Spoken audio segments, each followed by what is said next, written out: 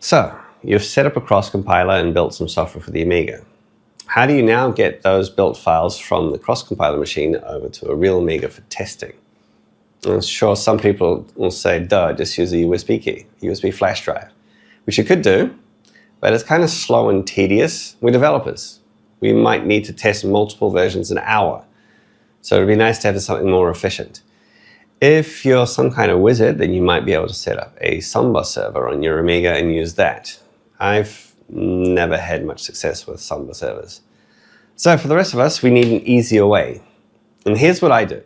I set up a ZTFTP server over on the Amiga, and then I have a special build rule in my make files that will copy the built files over to the Amiga via FTP using curl. Here's how to set it up and get it working. First, if you don't have it already, then head over to keasigmadelta.com/ZTFTP server, download ZTFTP server for the Amiga and install it on your machine. I'm using ZTFTP server because it's easy to set up, it's fast, it supports end-to-end encryption, so it's secure. Full disclosure, I wrote ZTFTP server, and yes, a big reason that it exists is because I needed an efficient way to copy files, cross-compiled files from my laptop to the Amiga for testing. So I created it precisely for the purpose that I'm demonstrating now. Once you've installed ZTFTP, then go into the menus, go to Settings, Server, head over to the default file permissions for uploaded files and make sure that the execute bit is set. And that is so that you can run the uploaded files immediately. Otherwise, you have to manually set the execute bit every time, and that can get annoying. One of the downsides of FTP is that there's no official way to set file permission bits when you upload files.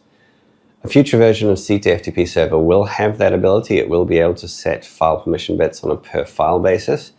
In the meantime, just set the default permissions for file uploads to have the execute bit set, and you'll be good to go. Okay, you've got your FTP server up and running on your Amiga.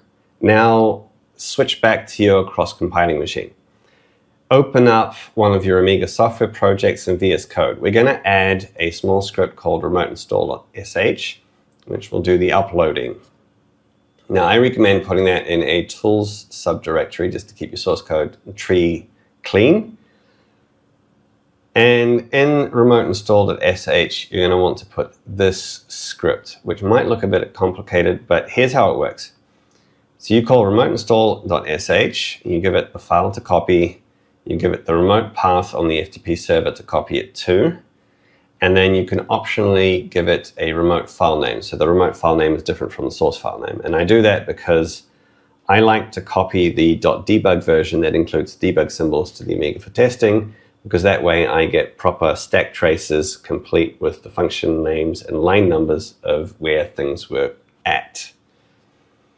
So, breaking this script down into 3 pieces, this first section here checks do we have 2 or 3 parameters.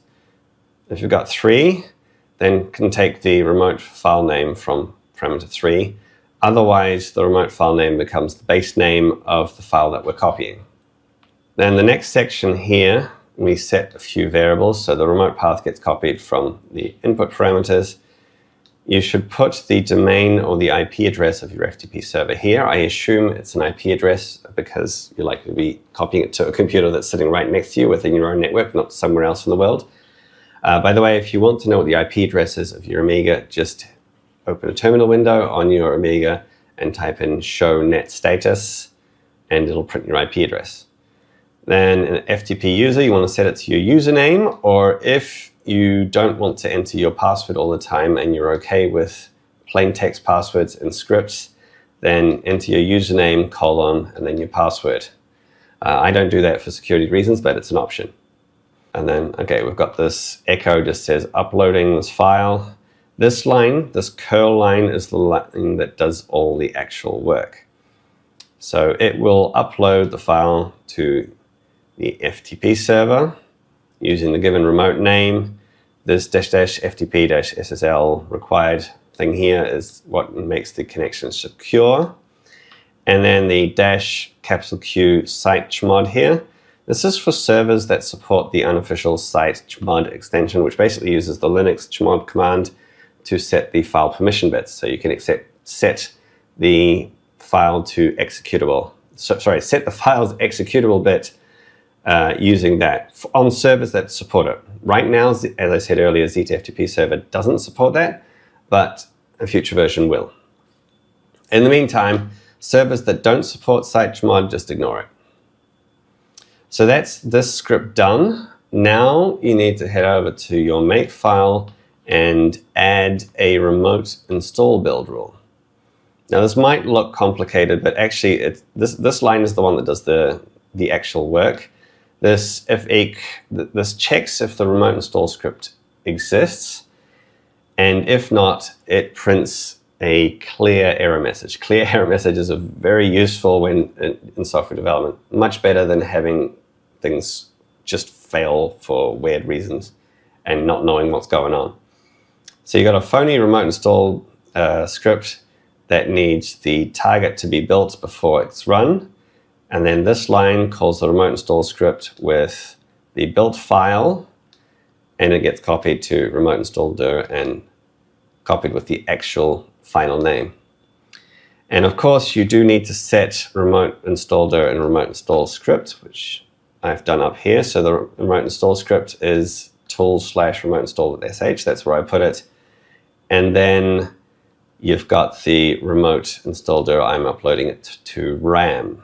If you're finding this all a bit complicated, don't worry. A complete template project that is buildable out of the box is available inside the Kea campus for creator and elite tier members. So you can save yourself a lot of time by becoming a member of the Kea campus and downloading it there. I'll leave a link below the video. Okay, final checks. Make sure that you have the right IP address and username here, and all the other details are correct. Also, make sure that ZTFTP server is running on your target Amiga, on your test Amiga.